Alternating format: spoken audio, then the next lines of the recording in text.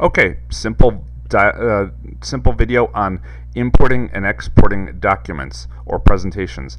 This will be particularly useful in that a couple of people, Richard Moreno in particular, offer to work on making songs or making liturgies on their own computer and then sending them to the office computer so that we can import them on this guy.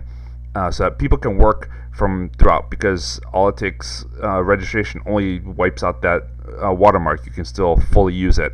And as you can see now, as opposed to past videos, this computer is now registered, so there is no watermark in the output, but I digress. So let's say I am on Richard's computer. Let's say he has created a song, he has done Give Your Best to the Master, and it's all complete, all looks good. How does he export it? He is going to go File, Export Document. It's just document because you're only doing the song. Playlist would be the whole worship order. And you're going to go as ProPresenter 6.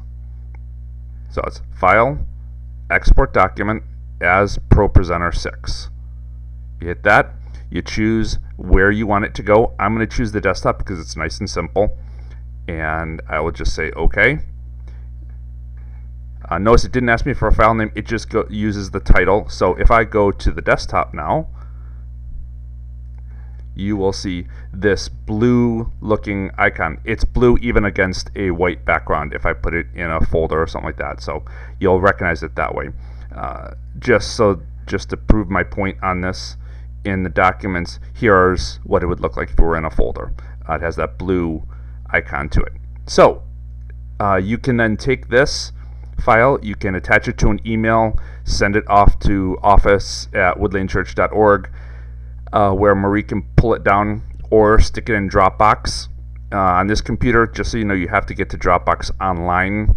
You go to dropbox.com, it should automatically log in and all that sort of stuff. But again, I digress. So let's say that you have now gotten this file onto this presentation computer, this laptop. How do you import it? Whatever you have been given. Within ProPresenter, you go to File, Import, Import File.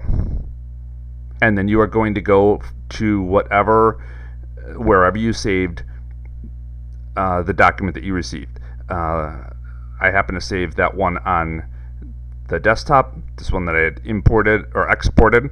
So I would just click on that, click on Open, and it would pop up in the library, and I can move it into whatever playlist that I'm using, whatever worship order I'm using. I've already got that one in there, so hence why I'm not going to actually do it, because I would just duplicate it. If it does say, if you were to import, maybe I should do that just to demonstrate, because some stuff can happen here that might freak you out. I'll click on that, I'll say import. Okay. This will happen especially with liturgies, where it says call to worship already exists in your library. Do you want to replace it with the one you're moving? You would just say, when you're importing something new, you'd say write over, because then you can, you're getting the call to worship that is being used.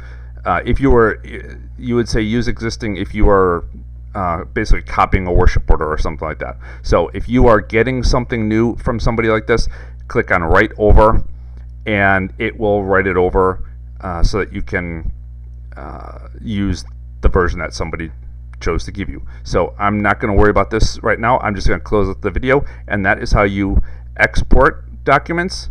File, export as ProPresenter 6. Attach that file to an email, send it to Dropbox, get it to this computer somehow, and then import file. Just click on that file wherever you had put it, probably on the desktop, that works, and then just say write over, and then that will make sure that whatever you have sent will go into ProPresenter. That's all for now.